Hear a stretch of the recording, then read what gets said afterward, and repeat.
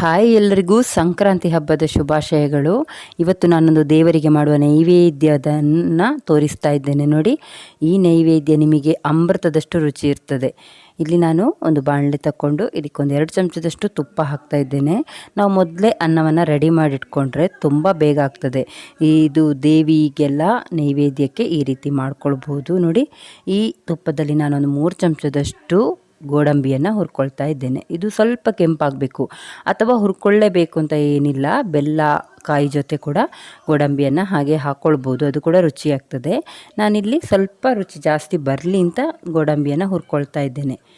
ಆ ನಂತರ ಈ ಗೋಡಂಬಿಯನ್ನು ನೋಡಿ ಕೆಂಪಾದ ನಂತರ ತೆಗೆದಿಡ್ತಾ ಇದ್ದೇನೆ. ಈಗ ಆ ತುಪ್ಪಕ್ಕೆ ನಾನು ಇಲ್ಲಿ 1.5 ಕಪ್ಪಷ್ಟು ಬೇಯಿಸಿದ ಅನ್ನವನ್ನು ಹಾಕ್ತಾ ಇದ್ದೇನೆ.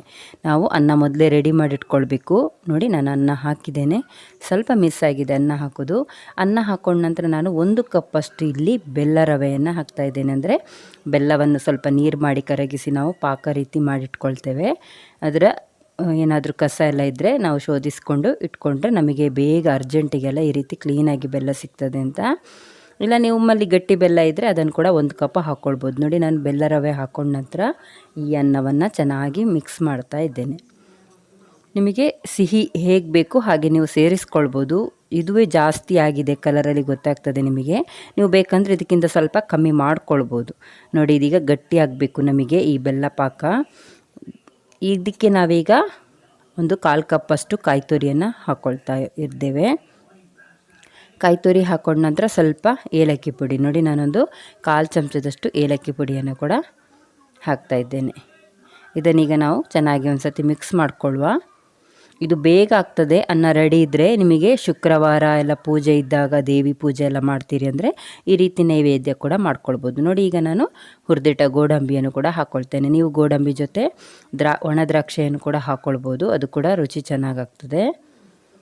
ಹೀಗೆ ನೀವು ಸಹ ಒಂದು ಸತಿ ಟ್ರೈ ಮಾಡಿ. ಮತ್ತು ಹಬ್ಬ ದಿನಗಳಲ್ಲೆಲ್ಲ ಈ ರೀತಿ ನೀವು ಮಾಡಿ ನೈವೇದ್ಯ ಕೂಡ ಮಾಡ್ಬೋದು, ಇಲ್ಲದೆ ಮಕ್ಕಳಿಗೆಲ್ಲ ಕೊಡ್ಬೋದು. ತುಂಬ ಒಂದು ರುಚಿಯಾದ ಸಿಹಿ ಇದು.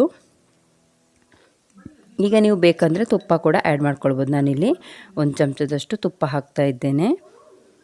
ತುಪ್ಪ ನಾವು ಸ್ವಲ್ಪ ಜಾಸ್ತಿ ಹಾಕಿದಷ್ಟು ಪರಿಮಳ ಚೆನ್ನಾಗಾಗ್ತದೆ. ಇದರದ್ದು ಪ್ರಸಾದ ಅಂತ ಹೇಳೋದಾದರೆ ತುಂಬ ಚೆನ್ನಾಗಾಗ್ತದೆ ಇದು. ಈ ರೀತಿ ಮಾಡಿ ನೀವು ದೇವರಿಗೆ ನೈವೇದ್ಯ ಕೂಡ ಮಾಡ್ಕೊಳ್ಬೋದು, ಅಥವಾ ಮಕ್ಕಳಿಗೆ ಮನೆಯವರಿಗೆಲ್ಲ ಮಾಡಿಕೊಡ್ಬೋದು. ಯಾವಾಗಲೂ ಒಂದೇ ರೀತಿ ಪಾಯಸ ಮಾಡೋ ಬದಲು ಈ ರೀತಿ ಒಂದು ಸತಿ ಮಾಡಿ ನೋಡಿ. ಹಬ್ಬ ದಿನಗಳೆಲ್ಲ ತುಂಬ ಚೆನ್ನಾಗಾಗ್ತದೆ. ಇದೀಗ ಗಟ್ಟಿಯಾಗಿದೆ ನೋಡಿ, ಇಷ್ಟ ಆಗಬೇಕು.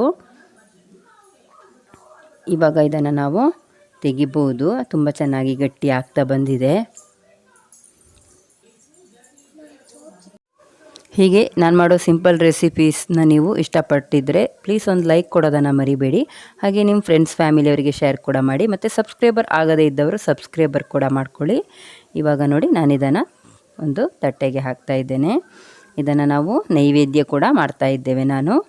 ಹೀಗೆ ನೀವು ಸಹ ಮನೆಯಲ್ಲಿ ಪೂಜೆ ಎಲ್ಲ ಹಬ್ಬ ಎಲ್ಲ ಇದ್ದಾಗ ಮಾಡಿ ಒಂದು ಸತಿ, ನಿಮಗೂ ಇದರದ್ದು ರುಚಿ ಗೊತ್ತಾಗ್ತದೆ. ಮತ್ತು ಒಂದು ಪ್ರಸಾದದ ರೀತಿ ಕೂಡ ಆಗ್ತದೆ. ಇದು ಹಬ್ಬ ದಿನಗಳಲ್ಲಿ ಮಾಡ್ಕೊಳ್ಬೋದು ನೋಡಿ. ನಾವಿಲ್ಲಿ ಪೂಜೆಗೆ ಇದನ್ನು ಇಟ್ಕೊಂಡಿದ್ದೇನೆ. ಹೀಗೆ ನನ್ನ ವೀಡಿಯೋಸ್ನ ಲೈಕ್ ಮಾಡಿ, ಶೇರ್ ಮಾಡಿ.